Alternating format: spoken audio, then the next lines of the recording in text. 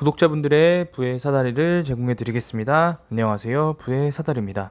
네, 오늘은 8월 6일 토요일입니다. 어제는 좀 쉬고요. 오늘 HMM의 한 주간의 어떤 주간 동향을 리뷰하면서 영상을 올리도록 하겠습니다. 그 뉴스들을 계속 보게 되면은 해운업에 대해서 상당히 부정적으로 되는 뉴스들이 많습니다.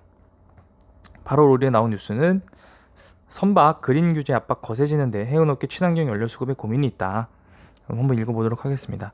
국제해사기구의 새로운 환경 규제가 내년부터 시행되면서 해운업계 고민이 커지고 있다. 중장기적으로 친환경 연료를 사용하는 데 신규 선박을 발주해야 하지만 당장 공급 불확실성이 높기 때문이다.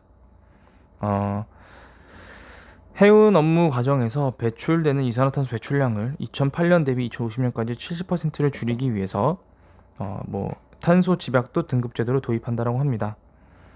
세계 최대 해운사인 덴마크의 머스크도 메탄올을 연료로 사용하는 약 1만 6천 TEU급의 선박 8척을 현대중공업에 발주했다. 최근에는 탄소를 전혀 포함하지 않은 수소와 암모니아 등이 궁극적인 친환경 연료로 떠올랐다. 그러나 액화수소는 영하 253도의 극초저온 상태에서 기화돼 노출 시 화재 폭발 위험성이 존재하는 만큼 항만의 보관 및 충전 시설을 갖추는데 기술적 제도적 난제가 크다. 암모니아는 폭발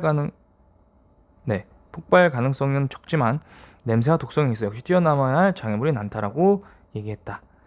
그러니까 결국에는 이런 탄소 중립, 이게 되게 웃기잖아요. 제가 커버하고 있는 종목 중에 SK케미칼은 탄소 중립을 하고 있고, 그리고 거기서 제가 항상 얘기하는 게 탄소 중립을 해야 되고 친환경으로 가야 되는데, 현재 그리고 SK케미칼은 돈도 벌고 있지만 국제 정서가 현재 친환경을 갖고 언급을 하면은 지금 뜬구름 소리를 잡고 있냐, 지금 현재 고물가 시대에 무슨 친환경이냐, 비용이 많이 드는 친환경이나, 여전히 수익성을 갖추기에는 현재는 쉽지 않은 섹터가 친환경이다라고 시장에서 언급을 하면서 친환경 종목들에 대해서 현재 풍력을 제외한 모든 기업들이 사실은 막 다 주가가 폭락되어 있습니다. 물론 풍력도 과거 2020년, 2021년도에 폭등했던 가격들을 복구하지 못하고 있습니다. 정말 웃긴 거는 뭔지 아십니까? 제가 최근에 LG전자에서 중국의 저가 태양광에 밀려서 태양광 산업을 다 접었습니다. 접으면서 우리나라 태양광은 망했다라고 했는데요. 최근에 또 태양광이었던 신성이엔지나 하나솔루션, 현대에너지 이런 기업들이 다 주가가 그래도 바닥 대비 많이 올랐어요. LG전자 우리나라에서 시가총액으로는 현재 지금 언급되어 있는 종목들 중에서 가장 큰 기업인데요. 태양광 사업을 접었는데 나머지들은 다 태양광이 좋다면서 올라가고 있습니다. 그러니까 사실은 주식시장은 코에 걸면 코걸이, 귀에 걸면 귀걸이입니다. 한 가지의 어떤 팩트를 갖고 서로 상반된 의견을 낼 수 있는 것이 주식시장입니다. 지금 SK케미칼 친환경 연료나 이런 사업을 하는 기업의 주가가 떨어질 때는 친환경은 아직 아니다라고 얘기를 해놓고, HMM처럼 친환경 에너지를 활용해야 되는, 그거를 비용으로 사용해야 되는 기업들한테는 너네 이제 친환경 연료 써야 되니까 지금 기존에 탄소 배출 많이 되는 거 있으면 오히려 악재야, 이렇게 얘기를 합니다. 두 기업은 똑같은 상황이지만 이쪽에서는 친환경 필요 없어, 저쪽에서는 친환경 필요해, 똑같이 얘기를 하고 있는 겁니다. 그래서 제가 여기서 드리고 싶은 말씀은, 이런 뉴스를 HMM에만 국한돼서 보지 마시고요. 실제로 미국이나 유럽이나 탄소 중립, 그러니까 지금 탄소를 저감하지 않은 상태에서 발생할 수 있는 어떤 기후 비용에 대해서 그냥 일반적으로 뉴스를 찾아보게 되시거나 사회면 뉴스를 보게 되시면, 생각보다 우리가 우리 피부에는 와닿지 않지만 생각보다 많은 비용을 지불해야 되고, 그리고 그 상황을 무시한 기업, 그러니까 지금 현재 석유화학회사나 아니면은 탄소 관련된 사업을 하고 있는 기업들 중에서 탄소 중립이나 넷제로나 아니면 친환경으로 전환하지 않고 기존 사업을 계속 영위하고 있는 기업들 같은 경우에는 미래가 전혀 밝지 않다라고 저는 확신할 수 있습니다. 지금 보게 되시면 또 다른 뉴스가 나오면 해운업계 중국 보복훈련에 항로를 우회해서 항공선 운항 취소했다는 내용이 나오는데요. 이런 것도 당연히 일시적인 거고요. 하반기 피크아웃 우려, 제가 매번 말씀드리지만 작년 4분기 피크아웃이라고 얘기했지만 최대 사상 실적 기록했고요. 그리고 그 다음 1분기였던 올해 1분기에도 피크아웃이라고 얘기했지만 또 사상 최대 실적 기록했고요. 2분기에도 피크아웃이라고 얘기했는데 지금 나쁘지 않은 것 같습니다. 그러니까 또 하반기 피크아웃 우려는 맨날 합니다. 걱정은 누구나 하죠.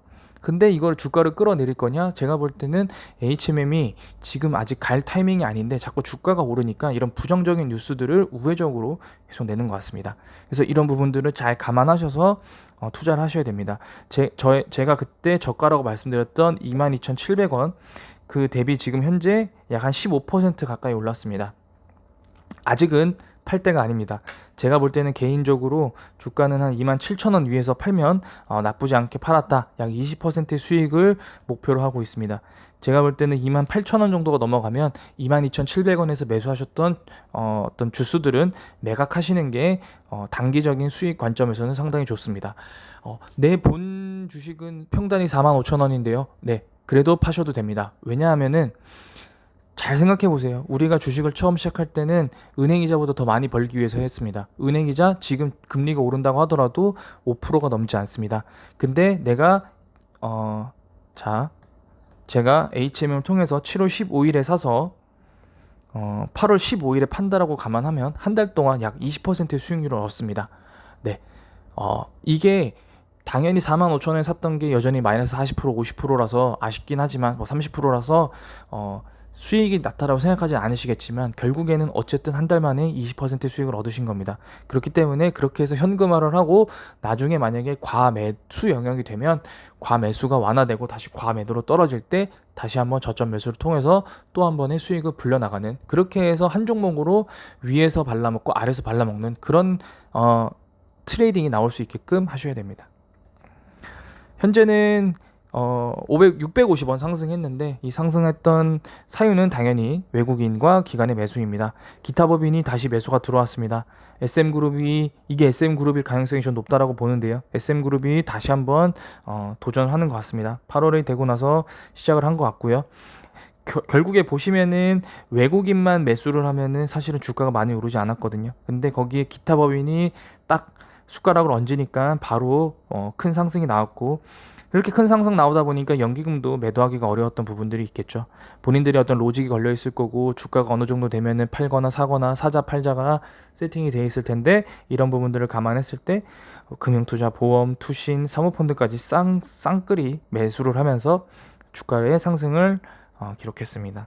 대차정보는 줄어들고는 있지만 저는 4천만 주까지는 여전히 위험하다고 보고요. 공매도가 이틀 연속 줄어들었습니다. 그래서 제가 아까 초반에 말씀드렸듯이 이게 공매도의 상환이냐 아니면 신규 외국인의 매수냐 이런 그거에 따라서 확 달라지기 때문에 공매도 잔고는 제가 좀 더 지난 후에 지켜보고 한번 말씀드리도록 하겠습니다. 일본 기준으로는 지금 볼린저 밴드 상단에 올라와 있지만 여전히 60일선이나 아니면 120일선이 위에 있기 때문에 아직 과매수 영역은 아닙니다.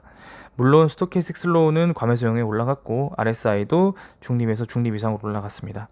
다만 지금 상황에서 한 27,000원까지 상승 후에 다시 25,000원까지 빠지고 나서 그리고 나서 다시 상승을 한다라고 하면은 제가 볼 때는 충분히 조정 후 다시 출발하는 그런 모습을 그릴 수 있을 거라고 생각합니다. 일본 기준으로는 결국에 27,000원, 8,000원까지 주봉 기준으로도 27,000원, 8,000원까지 갔다가 한 주 정도 쉬면서 25,000원까지 좀 빠져줬다가 다시 한번 상승을 해서 어떤 거래량 관점에 과매수, 과매도, 과매수 영역을 좀 해소하는 그런 모습도 좀 필요하다라고 생각이 듭니다. 네, 일단 한 주 동안 HMM 주주분들 고생 많이 하셨고요. 이번 주보다는 다음 주가 더 기대되는 한 주가 되기를 기원하겠습니다. 네, 오늘 영상은 여기서 마치도록 하겠습니다. 시청해주셔서 감사합니다.